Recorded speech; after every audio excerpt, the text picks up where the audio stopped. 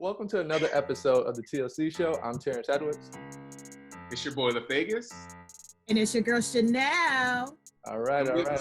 Super excited to have you back joining us for our second episode. This episode, we wanted to specifically talk around development, leadership, Black entrepreneurship.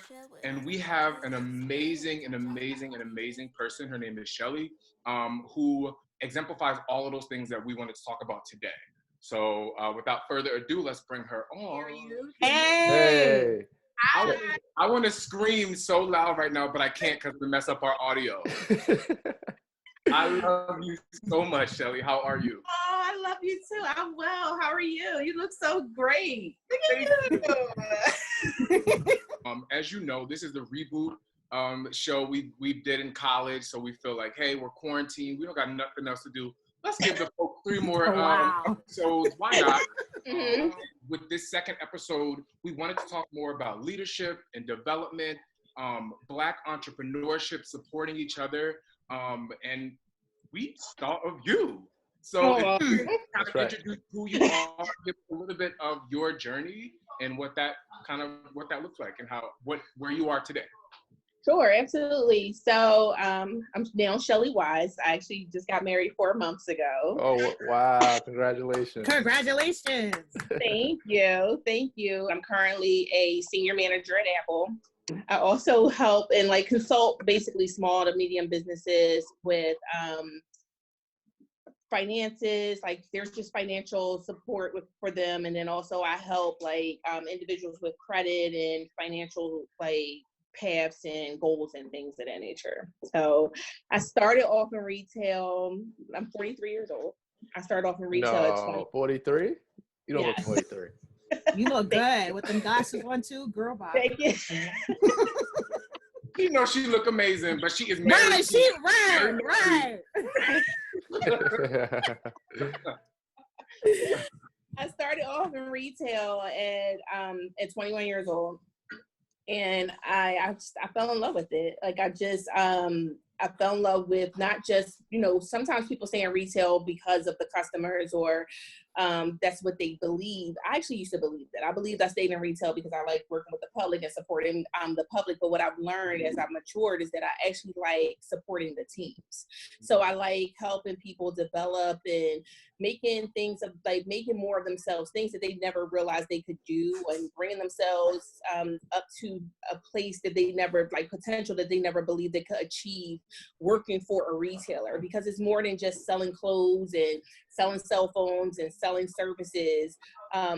People grow, they develop, these companies invest so much in people. And I believe working for companies like Gap and T-Mobile, Apple, Sprint, they've invested a great deal in me, helped me be a better parent, helped me be a better partner, helped me, spearhead the actual businesses that I do now. Without some of the things that I've learned at those companies, I wouldn't be where I am today. I would be afraid to possibly do real estate and not necessarily have the skills that I've, basically attained to help people get where they want to be in life, in a home, or financial, just their financial goals to get into a home, or believing that they can get into a home. So I have a question for you, Shelly. I'm Sure. by the way. So number one, I love the King of Prussia Mall. I used to live in PA, and I used to always go there. So when you said that, a light bulb went off in my head. However, so what should small businesses be doing right now? Because of course we're in a pandemic. 3 tips or so. So the first one is to network. Social media is so powerful. I try my best to support a small to medium business twice a week, without breaking my own pocket.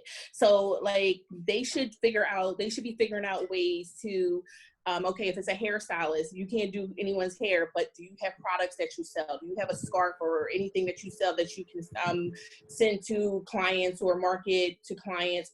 Can you do Zoom calls and charge people to come on and talk to them about hair tips and things like that?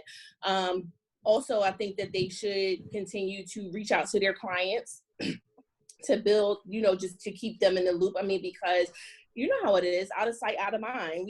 We're in the house for over a month, and somebody may look at their social media and they may start seeing someone else, and they're like, hey, I should let that person, do my hair next week or something, and completely forget about the person that was already doing their hair or whatever, because customers are flaky like that. I mean, I think something else that businesses, small to medium businesses could do is so keep in contact with their customers, like keep marketing their businesses on social media, become innovative with their businesses, and continue to do research, and then figure out other ways to make another stream of income. Like maybe this stream of income that you had wasn't sufficient. So maybe it's time for you to find another stream of income to help you through times like this, because we never know when something like this is going to happen again. And maybe this is a great opportunity for them to, change, paths. Right.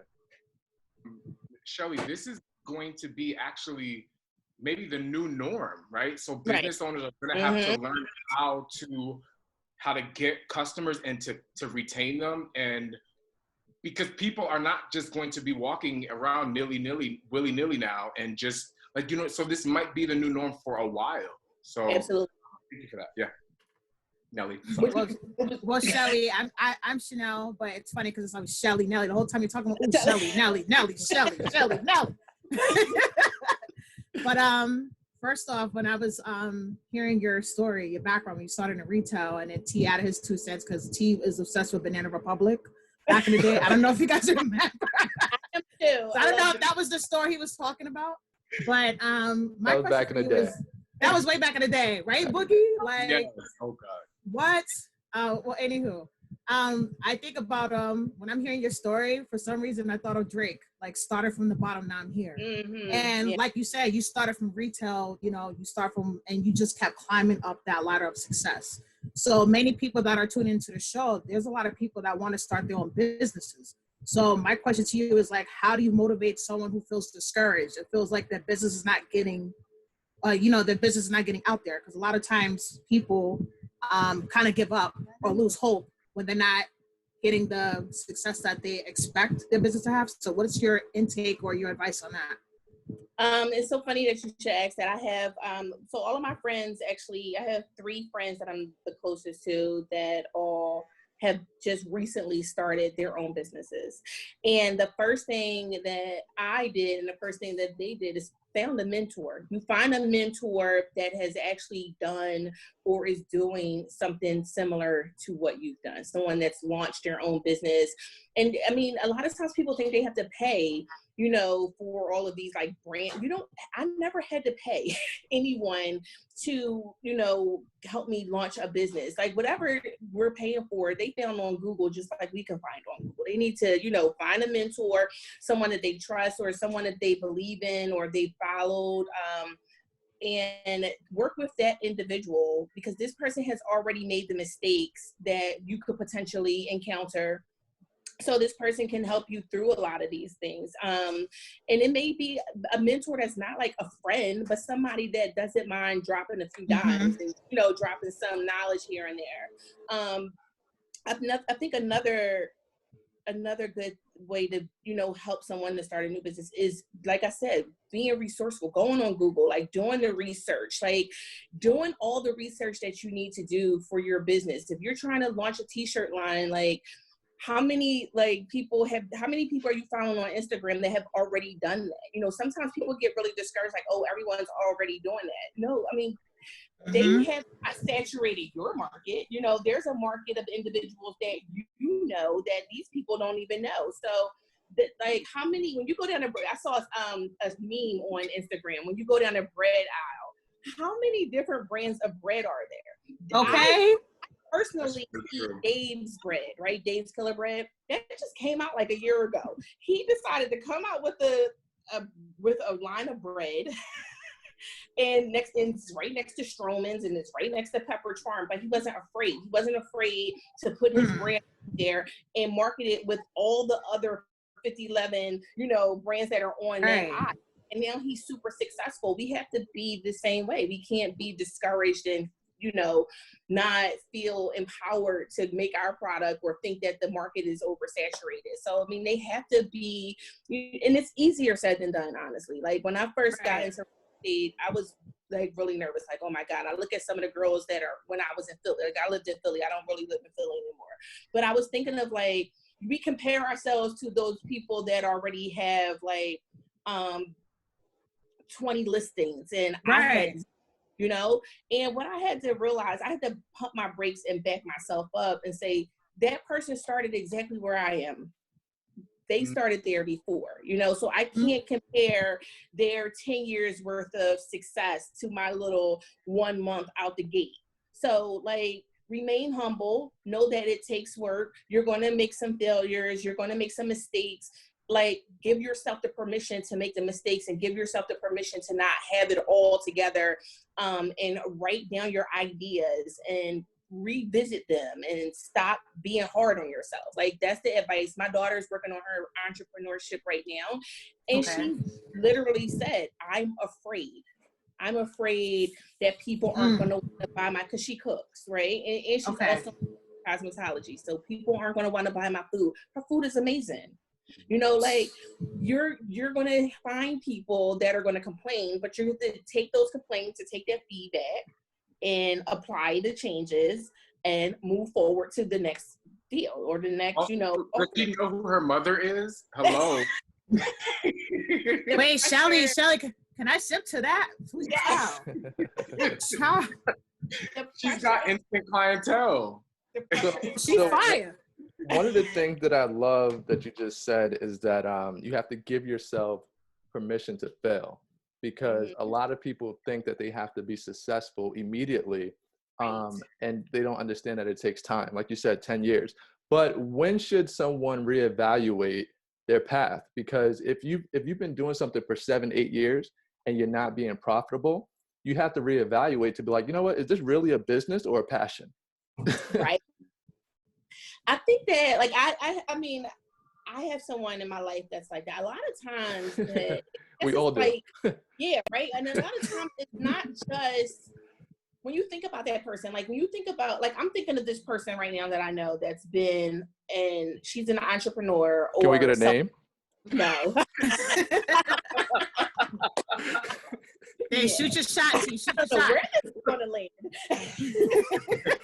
She is self-employed, and she is really great at what she does. Very knowledgeable, very intellectual, can build relationships with the best of them. However, she's not super successful in the business that we do, and a lot of it is just, it is a passion. However, it is definitely a business that she can flourish in. There's some underlying issues that she needs to address for her to flourish. And a lot of times people aren't willing to address what their underlying issues are. And they're not willing to go to a coach, because a lot of times like entrepreneurs and business owners need coaches. They need someone that's going to keep it real with them, and someone that's going to say, okay, so the reason why you're struggling here is because as soon as you make money, you're spending it on a bag. Like you're going to the mall and going to buy a bag, when actually you should be taking that money and reinvesting it into your business. Or you're being lazy. You don't have any structure to your day. You're not getting up. You think that, the business is going to come to you versus you going to get the business. Like, any successful business owner, any successful entrepreneur will tell you, like, they put that work in, like they grinded it out. They were tired. And it's usually like 5 years of like blood, sweat, and tears, hard work for you to begin to glide. But a lot of times some entrepreneurs, they want to start taking their profits and spending it right away instead of investing it back into their business. And then they don't understand why they're failing, or they don't understand why the ends don't justify the means, or why they can't, they can't pay their expenses, their life expenses off of the business because they're using them for pleasure. So it's just really how they think about their business. Or like I coach people on their small and medium businesses all the time, and I ask like really tough questions. All right, how much money did you make last week? A lot of them don't know. A lot of them don't even know how much money they made last week. A lot of them, I guarantee you, if you ask 50% of the small to medium, small business owners that are on Instagram that you follow, if they were open enough to tell you how much money they made last week, they wouldn't be able to tell you. And the people that that's the first, that is, I mean, clearly you've been in senior leadership, you are in senior leadership. If you don't know your business, first of all, how are you supposed to know where you want to go? How are you supposed to coach your team on what we need to do if you don't know what you've done last week? What can we do better? That's right. Wow. It happens. No, it's on your mind, right? But it happens very frequently, you know? And there's way more than you believe. Like these people that are out there that are, you know, making cakes or making cupcakes and, you know, and that may be their only source of income, but you would not believe that some of them can't tell you how much they made last year, or they can't even tell you how much they made last month because they're not tallying up their invoices, or they're not, you know, taking them and using software to keep it in order, which isn't really hard at all. And it's very prevalent in the small to medium business sector, especially in our communities. It's not enough of us that seek help. That I actually just posted something on Instagram today and on Facebook saying, you know, to the small, medium business owners, how many of you solicit feedback from your customers or your clients? And the responses that I'm getting are blowing my mind, because the majority of them do not. They don't solicit feedback. So to Terrence's point, when like they don't even know they're failing. You know what I mean? Like they don't even know that they're failing until they fail. And then they don't know why, because they weren't humble enough to ask someone, you know, what could I have done differently? Or if you lost my business, why did you stop coming? What could I have done differently? What could I do differently? If I'm coming every week, what can I do to retain you as one of my top clients? You know what I think it is as well, Shelly, if you can agree or disagree. A lot of times people are afraid to ask for feedback because they don't want to hear what the feedback is. Yeah. So please not ask it at all, because I'm afraid to hear, hey, you could have maybe done this better, or you could have been open earlier or closed later, or something. They don't want to hear that feedback. My next question to you, Shelly, is kind of really going back into like development and kind of like leadership. And have you ever heard of the imposter syndrome? No, I haven't. So the imposter syndrome, in short, it's really about leaders who get into these positions who feel like they're an imposter. Like, hey, somebody's going to figure me out or find me out and know that I am not the best person for this position, that I'm, you know, that they're going to be like, hey, you come around the corner, like, you're fired. You know, and I think when we, as leaders, not even only in retail, but leaders across the board. In general. I think it's a good thing, and I also think it's a bad thing. I think it's good because it kind of, me personally, it pushes me, it challenges me every day. Like, I need to be better than I was yesterday. But then my best is never enough. So how do you deal with imposter syndrome in a positive way? If that makes sense. I mean, I've never dealt with that. Oh. I mean, honestly, like, I've never felt like I didn't belong. I'm lying. I'm telling that story. I'm sorry. When I worked at Bath and Body Works, I did feel like I did. Okay.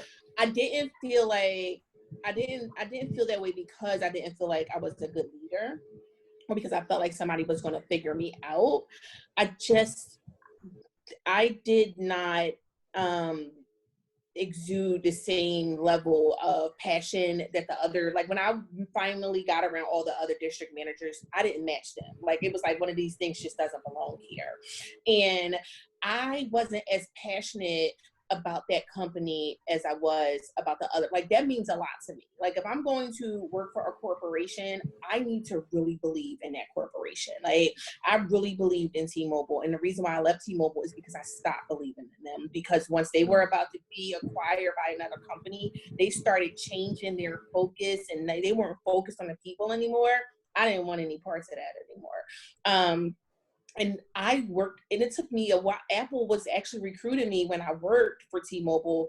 And I was who wouldn't want to work for Apple? You know, like I wanted to work for Apple, but I didn't want to leave T-Mobile. So once I finally got into Apple, you know, I can't see myself ever working for another corporation. I would just leave and work for myself. But as far as, you know, not feeling like I didn't belong or feeling like people were going to figure me out, the reason why I guess I've never felt like that is because I've always been really humble.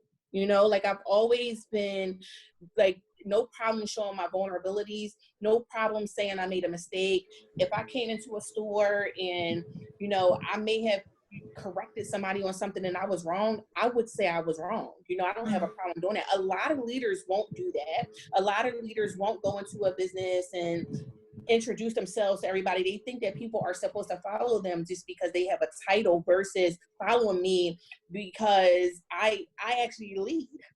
You know, I actually exhibit leadership qualities. A lot of leaders don't do that. You know, I've worked for leaders like that felt like I'm the regional director, so you automatically have to listen to me, but they don't even know my name, or they don't even, they've never even had a conversation with me. And I've never been that way. You know, I've always been really big on building trust, and really big on building relationships with the team. And it shows wherever I go. You know, team members everywhere I go want to have more out of me than I'm able to provide, based off of the relationships that I built with them at work. But if I had to give someone advice on that theory, or that syndrome, I would tell them this, to try work on being yourself. You know, and then you won't have to worry about that. And if you don't feel like you belong there, maybe you don't belong there. You know, like I didn't feel like I belonged at Bath and Body Works. I didn't belong there. It wasn't my place. That wasn't my zhuzh. I always say that, like, when we went to conferences, I felt lonely. I've never felt lonely at work. I felt lonely there. So I honestly did not give the best of me because of that. Wow. First off, you touched on a few things that first off, you're amazing. Let's give you kudos for that. Thank you. No, seriously, you're really amazing. I can see why Elle's obsessed with you. So my question to you is, like, are you satisfied with where you're at now? Like, do you feel like there's more for you to do, or you're at the point where it's like, you know, you're married, you know, you got your real estate, you're doing T-Mobile. Like, do you feel like there's more that you can do? I wanted to be job optional at 50. And what job optional means to me is, like, I want to work for Apple if I want to. I don't want to need to work for Apple. And I'm not saying like I'm going to leave Apple at 50, but I want to have the option to leave Apple at 50 if I want to, you know? And the reason why is because I've been working in retail all this time. So my body is telling me and showing me that I've been working in retail all this time. I'm tired. Right. Also, what I've learned, like, I've gained so much clarity after 40 and going into 40. I've gained like this high level of clarity. You'll hear people say stuff like, I don't know, like, I've had these revelations. I feel so different. It is really a thing. Like, as I was approaching 40, there was just like this coming to, I don't want to curse, but just like this coming of like giving zero. You know what I'm saying? Like, not really worrying about what people thought about what I was doing, but more focused on what I want to be doing. Like, what fulfills me. And what really fulfills me is when I talk to a small business owner and I'm able to pour into them, and they're like, Shelly, I did everything you told me to do. And we have do a consultation, and they really turn your business around. Or if I talk to a young single mom and teach her how to, you know, budget her money and get herself ready to buy a house in 6 months, and she really listened to me, like, that feels amazing. Like, that's the kind of work I want to be doing. Like, when I'm at work at Apple and a customer is giving me like hell because I won't let them return a cable that they bought 3 years ago, and like, you know, you can't. I'm that customer. That's it. You sure are. Yeah, that's me. You She know, was trying to be discreet. She was trying to be discreet and not call you out, T. Right. It's like literally, that is like the lowest comment, like the lowest issue. The bigger issues I don't even want to talk about, but like when I am, let me give you something bigger. When customers get angry that I'm the manager because of my color, because of me being a woman. I'm actually the only Black senior manager female in Pennsylvania. Wow. And it's probably within like in our surrounding 4 states, like states surrounding us. Like there's no one else in my role that looks like me. So when my team comes to get me, they're like, people will say stuff like, you can't possibly be the leader of all these people, or I want to talk to your boss. And, you know, as a senior manager, I don't have to get a boss. I am the boss. Like and I don't say, well, no, I don't have a boss. I'm like, sir, like, you know, as it turns out, I'm the person that gets to answer this question for you today, or I'm the person that helps to get all this today. If this isn't something that you're with, then, you know, unfortunately, this may not be the right place for you. Right. And put them in their place. But this is, at Apple, we diversify our leadership teams, and I get to make this decision with you today, you know, and I'm not nasty about it, but the fact that people still think like that just like blows me away. And I'm tired of dealing with that, to be completely honest with you. Like I like, that's the stuff that, you know, some people take pride in. Yeah, I'm going to go tell people I'm the boss and I can say yes, or I can say no. Like, yes, does it feel good? Yes, it does. I'm not going to lie. But do I feel like doing it? No. I'd rather have my own business, work with people that actually want to work with me, and people that want to take what I give them and help them relish while I relish while they're relishing. You know what I mean? Like, I want to pour into people that want to be poured into. That's girl, I got stories for days, okay? I got stories for days. When I work at my job, because I have a leadership role, a lot of times when I'm talking to like my superiors, it almost seems like instead of saying like, hi, Chanel, it's always like, hey, what's up? We always got to have some like urban swag or something. It's like, I understand hello, you know, just because like I come from a different background doesn't mean I can't relate.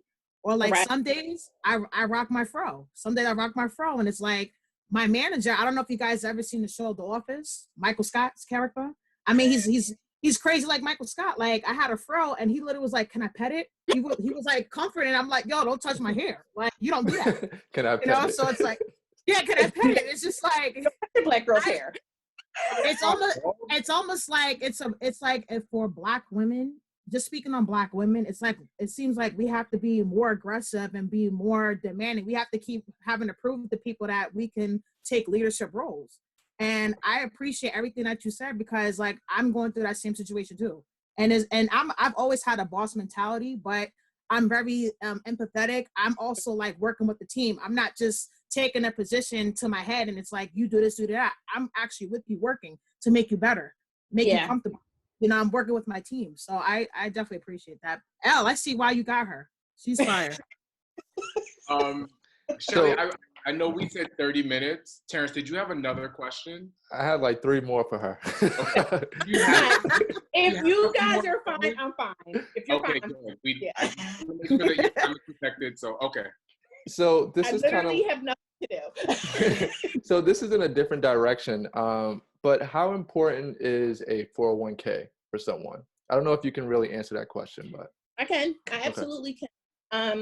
And I just talked to my investment guy, like our financial guy, about that today. So down, and this is my opinion, it is important if you don't want to rely on Social Security, which probably will be non-existent. So I definitely believe in setting aside money. If you work for a company that offers a 401k plan, why not invest in it? You know, I invest in it. I would say invest in what your company matches. So if your company matches 4%, then invest 4%. And then that way you can, because if you invest 7%, they're not going to match that. The only way I would recommend investing more is if you just want to invest more money and save it for your retirement, because once you leave that company, you can always roll it into an IRA, if people don't know what an IRA is, and that money is still growing, and it's going to still compound interest versus just putting it into a savings account. So I do think that investment accounts are important, such as 401k, 402bs, and things like 403as, whatever your company offers. I do believe that they are important to have. My son, he started working at Apple a month after I did. And I was like, invest the money into the 401k. If you need extra money, let me know. But I just want him, because if I had started earlier in life, like, I would definitely be able to retire by 50, without a doubt. Now, the age when you can touch that money is what, 62, 63, I think? It is 65 and 59. 65. Yeah, 65. But then if you have an IRA, so when you leave one job to go to another job, you can get that money at 59 and a half. So say, for instance, like when I left T-Mobile, I don't recommend leaving the money with the investment account that has it anymore, because that's not your company anymore. They're not going to match it anymore. So what you can do is you can take, as long as you take that money, like I took that money from T-Mobile and I rolled it into an IRA account. And then I have control over, which investments that money goes into. Right. For some of the viewers, I'm sorry, Terrence, to cut you off, because I really wanted to talk about 401k. For some listeners or viewers, specifically now who may be furloughed or out of work, do you recommend, or maybe are still working but getting less hours, do you recommend that they stop their contribution or continue that? That's a great question, honestly. Like, I had a conversation with a team member whose hours have been diminished because she's part-time, and she's only getting about 40 hours per paycheck right now. So, but when we were working in the store, she was picking up shifts, because Apple has something where we have basically open shifts, and a pool, and you can pick them up. So she was picking up about 40 per week. Now she's down to 20 per week. I did tell her to stop her contributions right now, because she can't afford it, because she had gotten to a point where she was, working for 80 hours, and now paying, her expenses up to 80 hours, and now she's only up to 40 hours. But I told her to stop it if she couldn't afford it. I told her to do the math, though, because sometimes, 2% isn't that bad. Like, you can still go to 2%. Apple, some companies right now have allowed people we go up to 6%. So if you were contributing 6%, maybe you drop down to 2%. Maybe you drop down to 1%. Mm-hmm. But make sure you go back and still do it, because it's pre-tax. They're doing it before your taxes come out, and most of the time, team members don't even recognize that money. They don't even realize it's coming out. So the reason why I wanted to bring up the 401k is because a lot of people don't understand how important it is. So I believe that, Elle, you're 33, I'm 33, Chanel, you're 33. I believe. You're 33 right now? 34, 35? What are you, 33? 32? Oh my God. Oh my God. All right. Well, yeah. So, no, you don't look that. But the point that I'm trying to make here is that, so, Shelly, the point I'm trying to make is that, Shelly, you said that you can touch the money at 65, right? So let's just say we're all 33. That's another 32 years just about.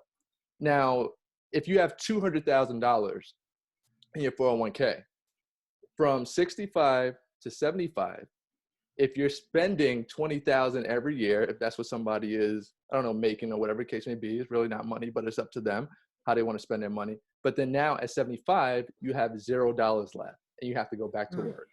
What happens after that? That's why it's so important. Yes, exactly. You know what else? And it's really important for people to start, like, and especially for you guys, if you haven't started doing this, because I also got my son to do this as well, is start investing into mutual funds. Start investing. Like, you may only be able to afford $50 a month, but if you really take your money and think about it, like you think about all the money you spend eating out, all the happy hours that you go to, like, can you take your happy hour down from once a week to every other week, or maybe once a month? Because you think about, you keep it real with yourself, because that's the hardest person to keep it real with. Keep it real with yourself and say, how much money am I spending on frivolous things that I could be investing to make my life easier as I get older? You know, like we all want to just like, you know, live for the moment. However, while we're living for the moment, some of us end up lasting longer than 65 years old past our moment. And now we're still working this. I have people that work in my store that are 70 years old. There you go. That Right. are standing on Right. Good job. that are standing on the sales floor, still working, and they don't want to work. Yeah, Apple is a cool place to work, but those people don't want to stand on the floor every day and help customers and, you know, bring out, you know, products and things like that. They want to be home luxury, and they want to be on someone's beach right now. They want to be right home right now. Like if you invest your money well, this time of this right here would not have impacted you. This would not have impacted you. My mom retired at 65. And she actually retired early. She retired at 63 because she had a pension. She could still get her pension at 63. And she actually had to go back to work. And I don't want to be like that. You know, she works part-time at the Y. And I mean, if she did work there, she has Social Security, she has her pension. But she used her 401k she pulled it prior to her retirement, and she spent that money. And I don't know what she spent it on. I never even asked her. I just don't even want to know because I don't want to shame her. But that was a learning experience for me, just hearing that she spent that money. And she's now working. She's like furloughed right now, but she was working at the YMCA just as soon as recent as this all happened. And I don't want to see my mom doing that. You know, like I would rather see her vacationing somewhere. And like Terrence said, you know, like once you get your 401k money, you get your disbursement. You can have it dispersed to you monthly, just like a salary. And that money still accrues interest while it's being dispersed to you. So you can have that money, the same thing with your IRAs, you can have that money dispersed to you monthly, and it's a salary for you, and you can actually give yourself a raise, like a 3% raise every year, just like, you know, inflation is supposed to be 3% a year. You can give yourself a raise, or you don't have to give yourself a raise, and I think it's very much ideal. So how do you manage a work-life balance? Because if you are starting up a small business and you have to give 100% into that, now you come home, how do you make your relationship successful as well? Right. It took practice. And the reason why it took practice is because this is the first healthy relationship I've ever been in at 43 years old. I've been married twice. And this is the healthiest relationship I've ever been in. So what I mean by that is, like, in the past, I just did me. I did whatever I wanted to do. Like, I'm my boss. I run me. But that is actually not a healthy way to live, I've learned. You know, like, you know, I think that especially in the Black community, and you're raised by a Black single mom, they raise you to, you know, take care of yourself, do what you got to do, be strong, don't let nobody tell you what to do, you know, all of that. But that can also be a detriment to you, in my opinion, my humble opinion. It can be a detriment to you if you're trying to have a relationship with another person, woman or man, because once you take on a partner, like once you get married, that's your partner. You have to collaborate with that person. So the way that I found my balance is collaborating with my husband. What works for him, what works for me, and having those conversations very much upfront.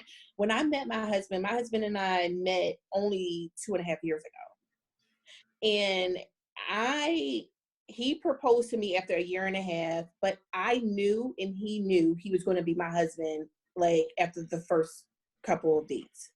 Like, I knew it. I was like, this is my husband. And he said, you are my wife. And he treated me like his wife from that day on. He's never treated me like his girlfriend. He's always treated me, and I've never experienced. I have 2 children, 23 and 19, and I met this man at the age of 41, and he literally treated me like his wife from the day, and that's how it's supposed to be. Like, now I've learned in my life that's the way it's supposed to be. And the balance from work and life, like what we've agreed to is there is a time and place for everything. Work doesn't go to bed with me. The reason why I love working at Apple is because I don't work 24/7. I don't have to give my blood, sweat, and tears to a company that would cut me if they needed to cut me, you know? So I love working for them because I'm not on the clock 24/7. I don't have to take a cell phone home. When I clock, I actually punch in and out. When I punch out, no one from my team can contact me. And if they do, I don't pay attention to it because I'm not on the clock. And then with my clients, if my real estate clients, I'm very much upfront with them. This is my schedule for the week. If I only take 2 clients at a time so that I could give them my full attention, I give them my schedule each week. This is when I'm available this week. If you need something from me, send it to me in a text message. And when I'm available, I will respond to it. And they are okay with that. That's an agreement we make up front. The same thing with people that want consultations for finances and things like that. I work with them on my time because my time is valuable and precious. And I make sure that I schedule my week out. It was not an easy thing to do, but it was very necessary. It keeps my relationship very healthy. My husband does the same thing. We share our calendar, and we both, you know, on the iPhone, you can share calendars. We have a family calendar. So he knows if my shift is till 11 or if he knows when my shift is till 7, because he's a therapist. So he can take clients up until 7 o'clock because he knows it's going to take me 45 minutes to get home. And we're home at the same time together every single day.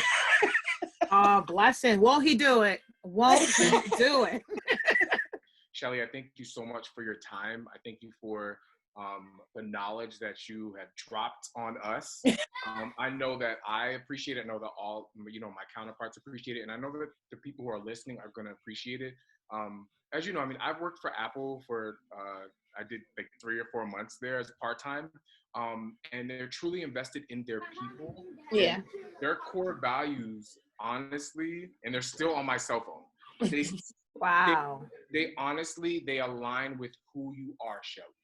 Oh, they thank you. really do. But if you can just tell us one thing that you try to do every single day before you go into work, like what is one thing that you want to maybe accomplish or give to the team or bring to the store, bring to the table? What is that one thing that you strive to bring every day?